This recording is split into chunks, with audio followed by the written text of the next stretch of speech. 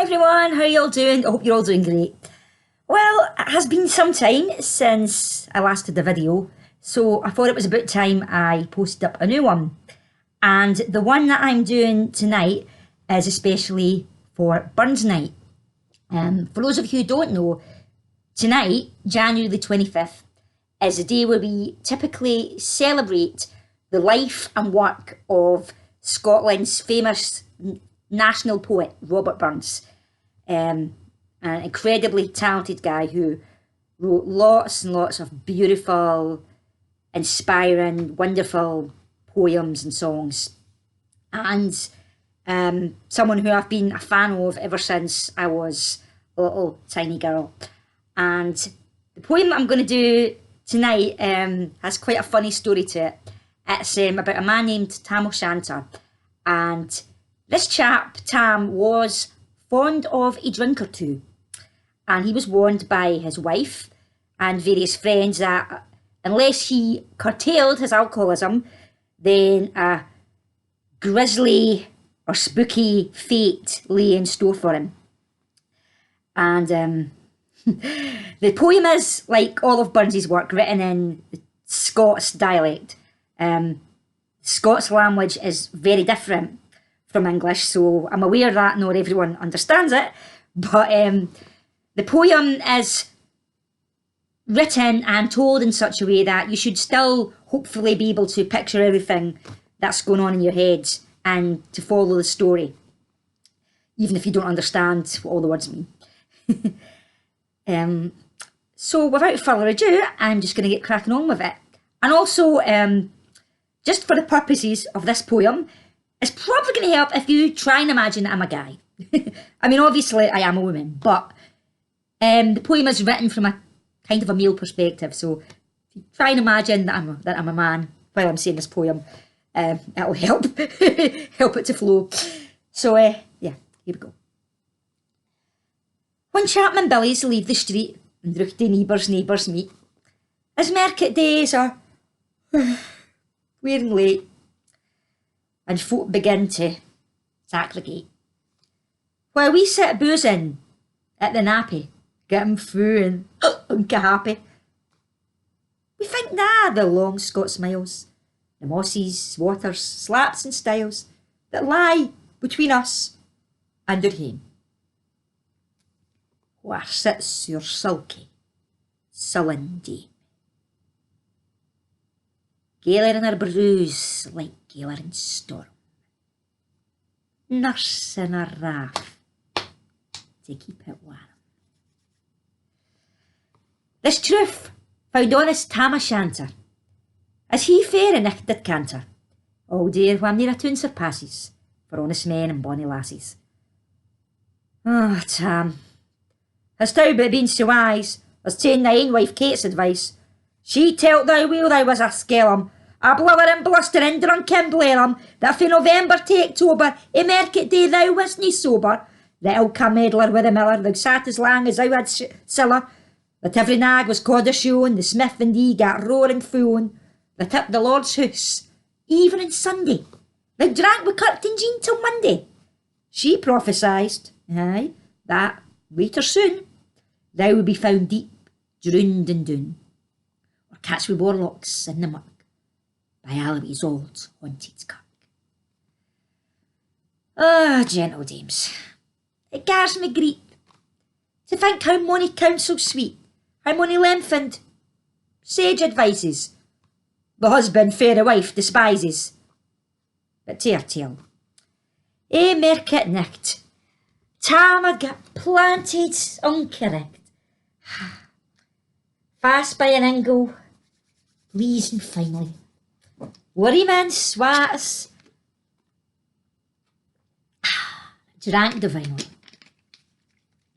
and at his elbow, Suitor Johnny, Tam's ancient, drukty, trusty crony.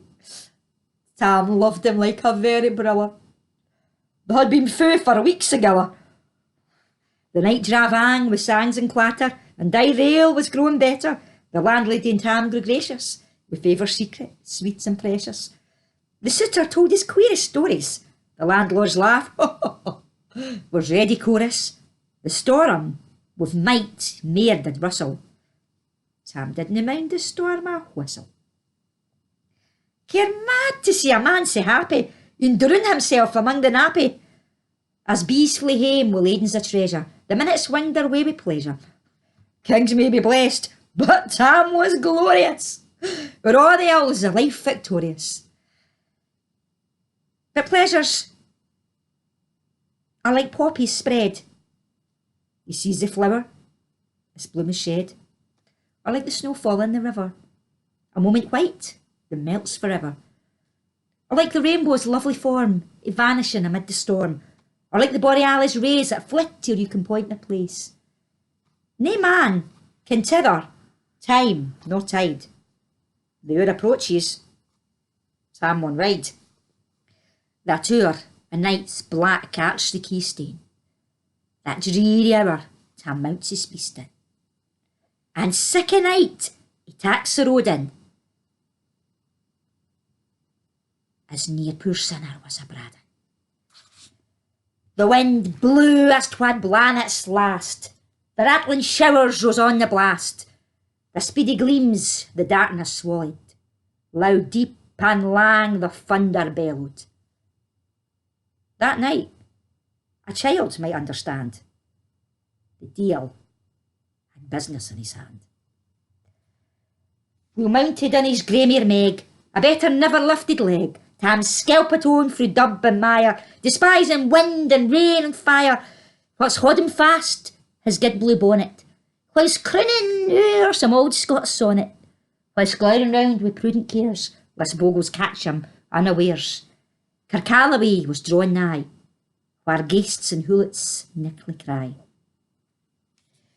By this time he was cross the ford, where in the snow the chapmen smored, and past the birk and meikle stane, where drunken Charlie brats like Spain, and through the wind and by the cairn, where hunters find the murdered bairn, and near the fawn aboon the well, where Mungo's miller hanged herself. Before him doon pours all his floods. The doubling storm rose through the woods, the lightnings flash from pole to pole, near and more near the thunder rolls. When glimmering through the gooning trees, Kirkalloway seemed in a blaze. Through Alcabor the beams were glancing, and loud resounding mirth and dancing. Inspiring bold John Barleycorn, what dangerous douse can make us scorn? What up in eh, we fear nae evil, Wooskabel will face the devil. The swats se reamed in Tammy's noddle, fair play he cared nae deals at boddle. But Maggie stood, Rick sair astonished, till by the hand and heel admonished, she ventured forward on the licht. And wow! Tam saw an unkissed sight. Warlocks and witches in a dance. Nae cotton yon bret noo fae France, but hornpipes, jigs, for sprays and reels, put life and metal in their heels. A winnock bunker in the east, there sat old Nick, in shape a beast, a tousy type, black, grim and large. To gie the music was his charge. He screwed the pipes and gat them skirl, till roof and rafters a did dirl.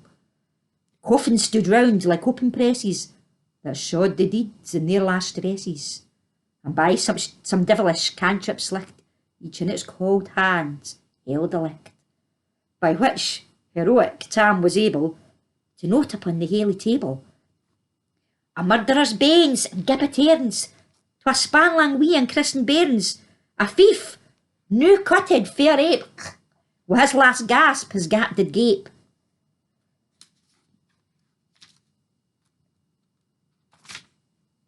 Three lawyers' tongues, turned inside out, were lies that seemed like a beggar's cloot. Three priests' hearts lay rotten, black as muck, stinking vile in every nook.